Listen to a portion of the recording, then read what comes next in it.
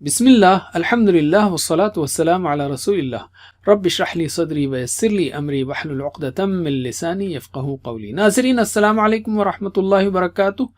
سیرت النبی صلی اللہ علیہ وسلم انگلیوں پر اہم واقعات کو یاد رکھیے آسان طریقے سے۔ 5 منٹس کی سیریز ہے یہ۔ سبق نمبر 6، 5واں سال۔ اس سبق کے 3 حصے ہیں: ظلم و ستم عروج پر، ہجرت حبشہ، قریش ناکام۔ تو ہم لیتے ہیں پہلا حصہ، ظلم و ستم عروج پر کب ہوا؟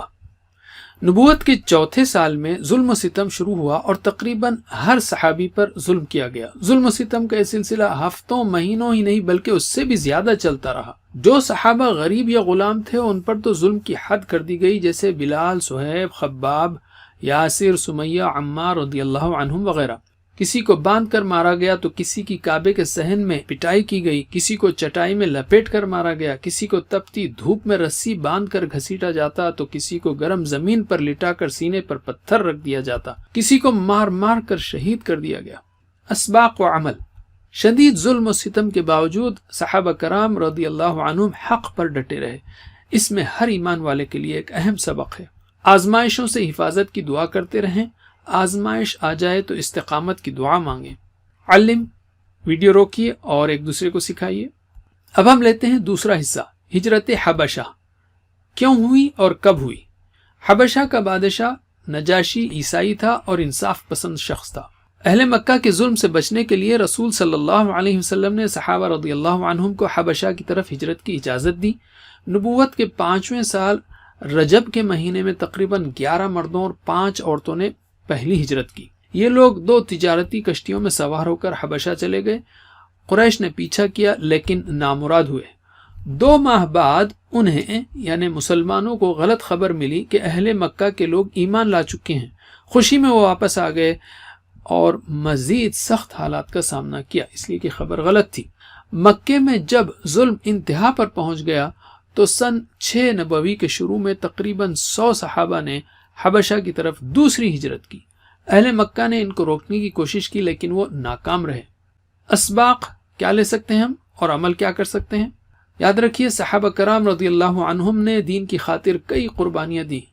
کسی بھی خبر پر عمل کرنے سے پہلے تحقیق کر لیں۔ ظلم سے بچنے کے لیے اپنے دین پر عمل کرتے ہوئے ہر اچھے انسان سے مدد لی جا سکتی ہے۔ علم۔ اب ہم لیتے ہیں تیسرا حصہ، قریش ناکام حبشہ میں۔ مسلمانوں کی حبشہ کی جانب ہجرت سے قریش کافی پریشان ہوئے۔ انہوں نے شاہ حبشہ کے لیے تحفے دے کر اپنے نمائندوں کو بھیجا۔ نمائندے شاہ حبشہ سے ملے اور کہا ان مسلمانوں نے اپنے باپ دادا کا دین چھوڑ کر نیا دین ایجاد کیا ہے، انہیں واپس کر دیا جائے۔ مسلمانوں سے بادشاہ نے سوال کیا تو حضرت جعفر رضی اللہ عنہ نے بادشاہ کے سامنے اسلام کی بہترین ترجمانی کی۔ بادشاہ بہت متاثر ہوا اور قریش مکہ کے نمائندوں کو واپس لوٹا دیا۔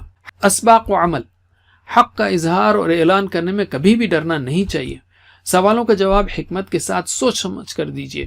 جو لوگ حق کو جانتے ہیں وہ کبھی بھی حق کا ساتھ دینے میں پیچھے نہیں ہٹتے۔ علم۔ اب ہم لیتے ہیں قرآن و حدیث۔ مکی زندگی کے دوسرے دور یعنی سن 4 اور 5 نبوی میں دین کی دعوت اور مسلمانوں کی تربیت کے لیے قرآن کی تقریباً 42 صورتیں نازل ہوئیں، اور ہم نے آپ کو بتایا کہ آپ کو اس میں کم از کم یہ پارے یاد رکھنا ہے جس میں 38 صورتیں آ جاتی ہیں: 15، 16، 21، 27، 29، 30۔ 15، 16، 21، 27، 29، 30۔ حدیث۔ یاد رکھیے کتنی عجیب بات ہوگی کہ ہم محمد صلی اللہ علیہ وسلم کے کاموں کے بارے میں تو سنیں لیکن آپ نے جو صحابہ کو اور عام لوگوں کو نصیحتیں کی ہیں اس سے غافل رہیں۔ اس لیے روزانہ کچھ وقت حدیث پڑھنے کے لیے ضرور نکالیے۔ تو ہم اعادہ کرتے ہیں۔ نبوت کے 5ویں سال کے ہم نے 3 اہم موضوعات سیکھے۔ اب دائیں ہاتھ کی 5ویں انگلی کے 3 حصوں پر ان کی مشق کیجیے۔ ظلم و ستم عروج پر، ہجرت حبشہ، قریش ناکام۔ ظلم و ستم عروج پر، ہجرت حبشہ، قریش ناکام، یا مختصراً ظلم، حبشہ، قریش۔ جزاکم اللہ خیر۔ اس ویڈیو کا چھوٹا سا کوئز کیجیے جس کا لنک دیا گیا ہے۔ اللہ سے دعا ہے کہ وہ ہمیں سیرت النبی صلی اللہ علیہ وسلم پڑھنے، پڑھانے، عمل کرنے اور دین کا پیغام پھیلانے کی توفیق دے۔ سبحانک اللہم و بحمدک، نشہد ان لا الہ الا انت، نستغفرک و نتوب الیک۔ والسلام علیکم ورحمۃ اللہ وبرکاتہ۔